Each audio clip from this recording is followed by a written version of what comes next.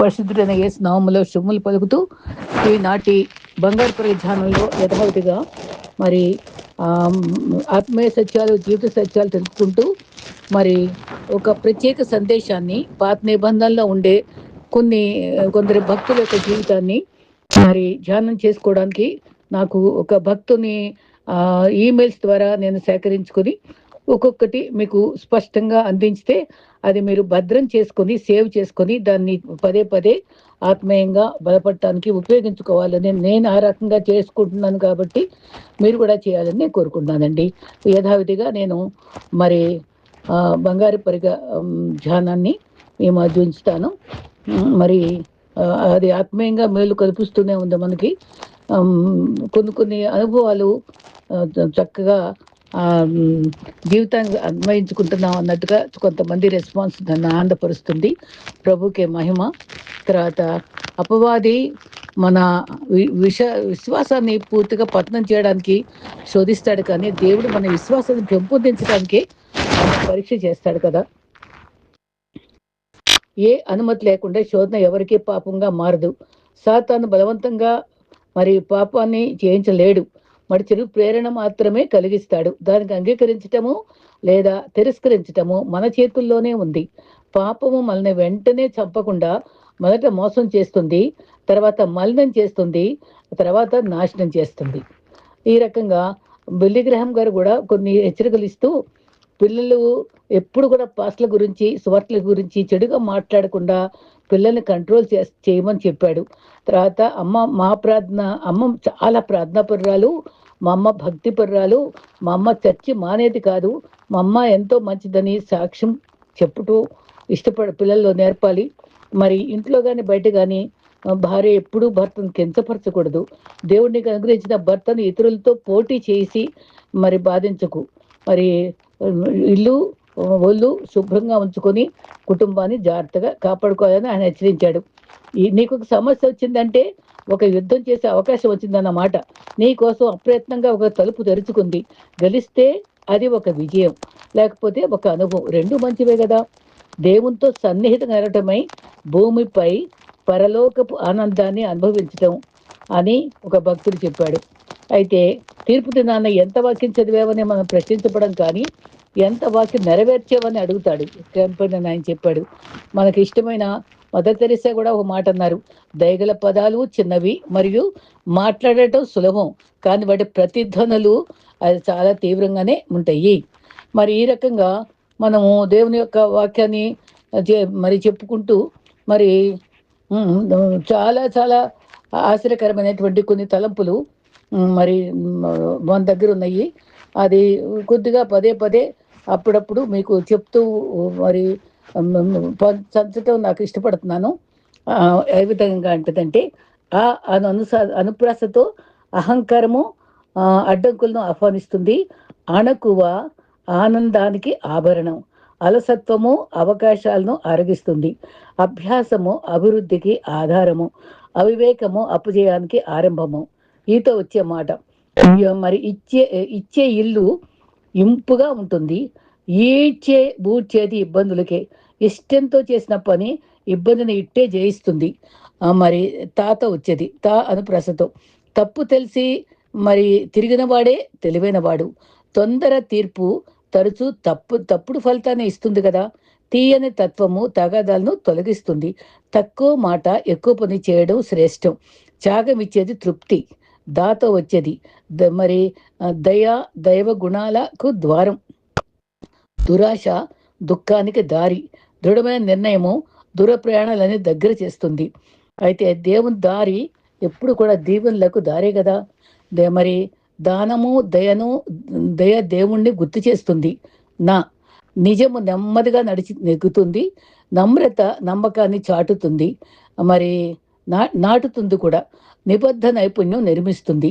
నిబద్ధత మరి నోరు తెరిస్తేనే నష్టం నివారించవచ్చు. నీతిమంతుడి నడత నలుగురికి నమూనా.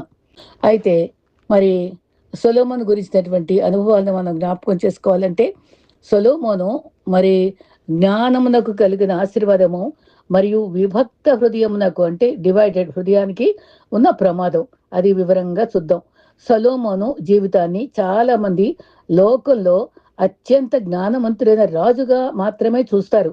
అయితే బైబిలు సొలొమోను జీవితాన్ని దేవుని దాతృత్వము, దేవుని నమ్మకత్వము మరియు జ్ఞానము, సంపద, విజయమున్న దేవునికి పూర్తిగా అంకితమైన హృదయం లేకపోతే వాటి ప్రయోజనాలు పరిమితమే అన్న సత్యాన్ని బోధించే కథగా చూపిస్తుంది.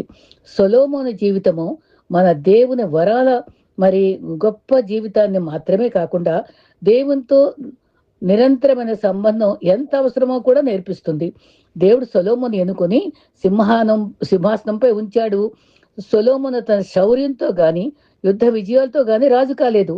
దావీదుతో దేవుడు చేసిన నిబంధనలో భాగంగా అతడు రాజుగా మరి నియమించబడ్డాడు కదా. ఒకటో దినవృత్తాంతములు 22:9-10. అతని పేరు సొలొమోను. అతని రాజసింహాసనము స్థిరపరచదను. ఇదొక వాగ్దానము పాఠము. మనకు లభించే అవకాశాలు, బాధ్యతలు, సేవా స్థలాలు చివరికి దేవుని అనుగ్రహమే, ఆయన గిఫ్టే కదా. 2, దేవుడు సొలొమోను కోరుకుంటకు అవకాశం ఇచ్చాడు.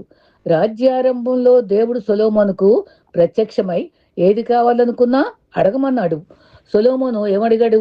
ధనమును, శత్రువుల నాశనము, దీర్ఘాయుషు అడగలేదు. అతడు ఏం కోరాడు? జ్ఞానాన్ని కోరాడు. 1 రాజులు 3:9. నీ ప్రజలకు న్యాయం తీర్చుటకు వివేకము గల హృదయమును అనుగ్రహించము అని ప్రార్థించాడు. పాఠము. దేవుడు తనపై ఆధారపడే నాయకులను ఇష్టపడతాడు. 3, దేవుడు అడిగిన దానికంటే ఎక్కువ ఇచ్చాడు.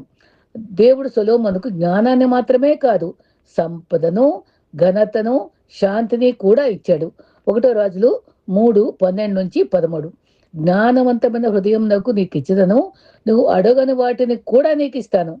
పాఠము. దేవుడు తరచుగా మనం అడిగిన దానికంటే ఎక్కువగా అనుగ్రహిస్తాడు. దేవుడు సొలొమోనులో తన జ్ఞానాన్ని ప్రదర్శించాడు. సొలొమోను జ్ఞానాన్ని వినటానికి అనేక దేశాల నుంచి ప్రజలు వచ్చారు. మరి వారిలో క్వీన్ ఆఫ్ షీబా కూడా ఉంది కదా. తన జ్ఞానాన్ని మరి అది చాలా ఆ భాగం అయితే ఎంతో ఆసక్తికరంగా ఉంటుంది. జ్ఞానాన్ని చూసి ఆశ్చర్యపోయింది. ఇది కేవలం సొలొమోను గొప్పతనం కాదు, మరి దేవుడు ఇశ్రాయేలుల మధ్య ఉన్నాడనే సాక్ష్యం. పాఠము. దేవుడు ఇచ్చిన వరాలు మన ఘనత కోసం కాదు, ఆయన మహిమ కొరకే వాడాలి. 5, దేవుడు భౌతిక విజయాలను పరిమితి చూపించాడు. సొలొమోనుకు మనుషులు కోరుకునే దాదాపు అన్నీ ఉన్నాయి.